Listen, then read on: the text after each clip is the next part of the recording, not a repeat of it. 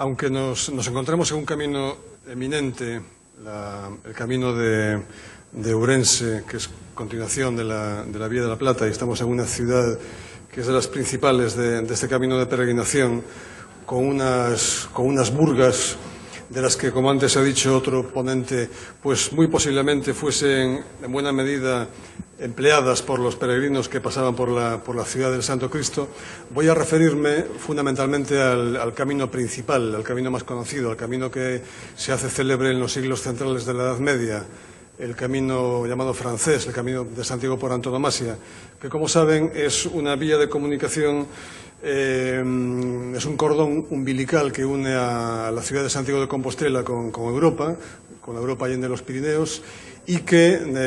a través de uno de los caminos de Francia descritos en el libro V del Códice Calistino, pues comunican precisamente con la vía francígena, de la cual nos ha hablado Massimo Tedeschi. Por lo tanto, creaban pues toda una relación importante entre santuarios, entre Compostela, Roma y Jerusalén. De hecho, las referencias que hay en Santiago de Compostela a Roma y a Jerusalén son muy evidentes. El libro V del Liber Sancti Jacobi, del Códice Calixtino, nos informa muy especialmente sobre las aguas, algo que es uno de los temas capitales que nos trae aquí. Las aguas, aunque he de decir que no termales. La preocupación para el peregrino medieval era tener agua saludable para beber. Entonces hay una serie de relaciones acerca de fuentes y de ríos, de malas y de buenas aguas, destacando, pues en el caso de Navarra, pues un río que no se ha identificado, pues un río en el cual pues las monturas de los peregrinos fallecían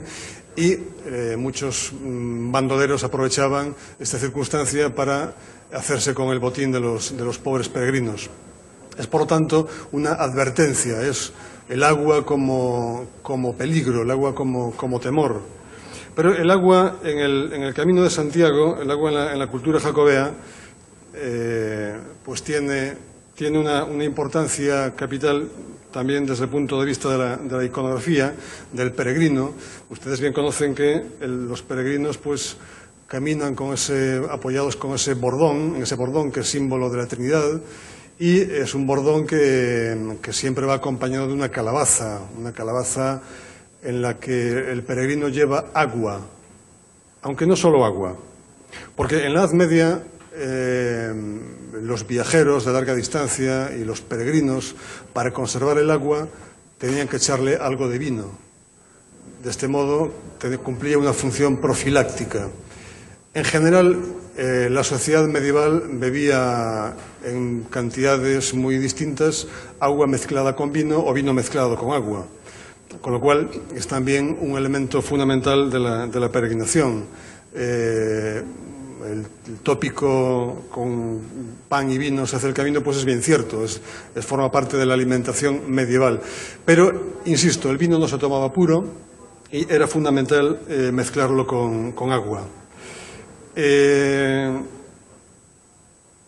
Bien, como saben ustedes, pues lo fundamental del Camino de Santiago, pues no es que los peregrinos fuesen en busca de aguas termales ni en busca de aguas medicinales, sino que se trataba de una medicina espiritual que muchas veces, o por no decir la mayor parte de las veces, venía dada por la mediación de las reliquias de los santos. Esta es pues uno de los campos de santos, Alice Camps, en Francia, mencionados en el Liber Sancti Jacobi. Hay una serie de la Madeleine de Bestélé, en fin, hay una serie aquí está pues Santo Domingo de la Calzada, una serie de lugares donde hay unas reliquias eminentes que van a hacer que el hombre medieval pues peregrine a Santiago en busca naturalmente de esa mediación del Santo Apóstol que se encontrará en la Catedral de Santiago, pero que, dada la naturaleza sacra de este camino de peregrinación, hay otras reliquias y hay otros cuerpos santos a lo largo del camino. En la Baja Edad Media, cuando se estalla la llamada Guerra de los 100 Años entre los reinos de Francia e Inglaterra, la mayor parte del continente, la mayor parte de Francia, pues se hace difícil de transitar durante mucho tiempo. El camino a Jerusalén, aquí tenemos una imagen del Santo Sepulcro, era más fácil porque fundamentalmente el camino a Jerusalén es un camino por mar. Esto es clave. Es un camino, es una peregrinación que en buena medida se hace por mar. Y curiosamente hay milagros en el libro cuarto del Liber Sancti Jacobi del Calistino que suceden en el mar, en el agua, en esos caminos de Jerusalén. Peregrinos que vienen de Tierra Santa y que les sucede un percance, se caen al agua porque son asaltados o porque en una tormenta se caen al agua, por cualquier otro motivo, y acuden, a pesar de que vengan de Tierra Santa, del Santo Sepulcro de Jerusalén, acuden al apóstol Santiago, el mayor, quien naturalmente les libra de esa muerte y a partir de entonces se hacen peregrinos jacobeos. Estos caminos del agua que llevan a Jerusalén y también llevan a Santiago de Compostela. Esto es clave. Hay ríos que forman parte de la peregrinación. El río Tajo, o Tejo, en Portugal, es uno de ellos. Saliendo de Lisboa, el peregrino pues, iba hacia Santarém, normalmente por el río. El cauce fluvial forma parte de la infraestructura de la peregrinación, pero también el Danubio. Y, por lo tanto, pues en Centro Europa, en áreas, por ejemplo, ligadas a la ciudad alemana de Regensburg, en Ratisbona, pues también hay peregrinos de Centro Europa, procedentes de la actual República Checa o de otros lugares, que utilizaban, o de la actual Hungría, que utilizaban el Danubio como vía de peregrinación, uniéndose después a un camino terrestre. Es, por lo tanto, importante esta relación con el agua. La verdad es que yo solo conozco una mención a unas termas en la Baja Edad Media y he de decir que no se trata de las de Ourense que citaba Bernardo de Aldrete a principios del siglo XVII en su diario de peregrinación. Se tratan de las termas de Lugo, de los baños de Lugo. Hay una guía práctica de peregrinación escrita en Estrasburgo a finales del siglo XV por un monje alemán, Hermann König von Fach, que tuvo muchísimas ediciones a lo largo de la primera mitad del siglo XVI hasta la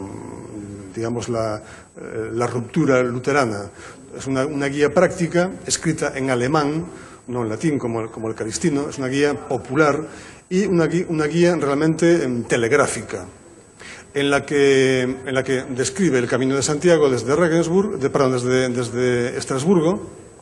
y que al llegar a España coincide perfectamente con el trazado del camino francés descrito en el Calistino, a excepción de que cuando llega al Cebreiro se desvía a la ciudad de Lugo. Y en esta guía, insisto, muy telegráfica, cita 2 veces, en 2 ocasiones, los baños de Lugo, cuando habla de la ciudad en general y cuando habla en particular de su paso por el puente romano y del camino, etcétera, etcétera. Pues en esta guía, en esta cita que es mínima, que es lo más práctico y dirigido a un público popular, pues cita 2 veces, lo cual es significativo, el hecho de los baños de Lugo, las termas de Lugo. Esto, en fin, quiere decir evidentemente que el peregrino, aunque se lavaba poco, y es cierto, había un baño, digamos, ritual en Roncesvalles y después el conocido de la Vaméntula, cerca ya de Santiago, y muy especialmente en esa fuente del Paraíso que estaba construida ante la fachada norte de la catedral, la actual azabachería, la fachada en la cual terminaban los peregrinos, la puerta francígena, la puerta franchígena de la catedral de Santiago. En esa fachada pues había una gran fuente en la que, dice el Calistino, que era una fuente maravillosa, porque en invierno pues ofrecía agua templada y en verano agua fría. Y en ella se bañaban, pues hasta 11 peregrinos se podían bañar. Se trataba de un baño simbólico, un baño ritual, un baño purificador, antes de que en el interior de la catedral se produjese ese baño, esa limpieza espiritual que ansiaba el peregrino. El hecho de que ponga esta imagen viene con referencia a ese santo grial, esa el agua simbólica. En la misa también el vino se mezcla con agua y forma parte importante del ritual. El grial, que fue uno de los grandes mitos de la Edad Media y que forman parte también de la cultura popular ligada al camino de peregrinación, dado que en el siglo XIV, en esa época en la que antes me refería, de la Guerra de los 100 Años, ese siglo terrible de hambres, del siglo de la Gran Peste, de 1348, pues los peregrinos también encontraron en el Camino de Santiago, en ese mismo siglo, la ocasión de ver, de acercarse, de gozar de dos reliquias cristológicas, dos cálices. En este caso el cáliz de San Juan de la Peña, que están viendo, que actualmente se conserva en la Catedral de Valencia, y el cáliz del Cebreiro. Esos cálices que son reliquias y que están vinculadas pues, a milagros eucarísticos, esos milagros en los que el vino se mezcla con agua. Hay, por lo tanto, un vínculo muy íntimo entre el significado simbólico del agua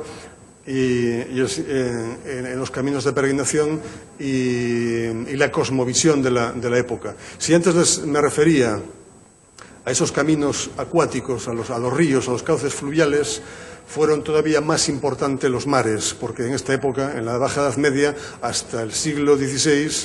el mar fue un importante cauce de comunicación y se empleó para la peregrinación a Santiago de Compostela, fundamentalmente desde las Islas Británicas. Londres fue uno de los grandes puertos de peregrinación, pero también Bristol, o Southampton, o Plymouth,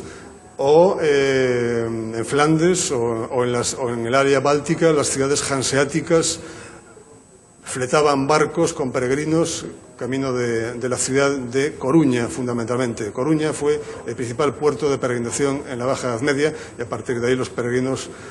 caminaban a Compostela. Es, por lo tanto, el agua, como ven, tanto el agua dulce como el agua salada, desde muchos puntos de vista, algo clave, algo fundamental en la cultura del Camino de Santiago. Y yo les diría que forma parte de ese estar del peregrino medieval con la naturaleza, dado que existe una cosmovisión especial. El hombre medieval no veía ninguna diferencia entre el mundo sensible, ninguna frontera, me refiero, ninguna frontera, diferencia sí, pero no frontera entre el mundo sensible y el mundo del más allá. Había una permeabilidad entre ambos, de manera que existía esa creencia de que el mundo del más allá podía entrar en comunicación con el mundo sensible de un modo muy evidente muchas veces, de ahí el gran número de apariciones. Y en esta cosmovisión, naturalmente, el agua, todo lo que tiene que ver con la tierra, con lo natural, pues tiene una importancia simbólica destacada. Como también lo tiene, pues, en esa cosmovisión, lo cosmológico, lo telúrico y lo cosmológico. Tengan en cuenta que es una sociedad fundamentalmente rural, agraria. Es una sociedad en la que las ciudades comienza a desarrollarse el mundo urbano y comienza también de modo muy específico a lo largo de los caminos de peregrinación esta eclosión urbana, pero la mayor parte, la inmensa mayoría de la población es población rural, es población feudo-vasallática y por lo tanto tiene una relación muy íntima con la naturaleza, con el bosque, con los campos cultivados, con las aguas, con lo telúrico y por supuesto con el cosmos, dado que no había una diferencia, una frontera clara entre estas realidades. Y este camino paralelo, este camino terrestre que conduce a Compostela, pues estaba en el cielo, tenía un camino paralelo, un camino estelar, esa vía acuosa, aunque no de agua, sino una vía láctea, una vía formada por estrellas, que no eran otra cosa que los espíritus, las almas desencarnadas de los fieles difuntos que, guiados por el apóstol Santiago, se encaminaban hacia el paraíso. De igual modo que estos dos peregrinos, caminando por ese camino paralelo terrestre que es un espacio sagrado, no es un camino al uso, no es un camino ordinario, sino que es un camino especial, es un camino sagrado, pues se dirigían hacia el Paradisus de Santiago de Compostela, donde en esa fuente admirable, en esa fons mirabilis, se bañarían y realizarían ese acto de purificación del cuerpo antes de penetrar en la catedral para realizar su purificación espiritual. Nada más, muchas gracias.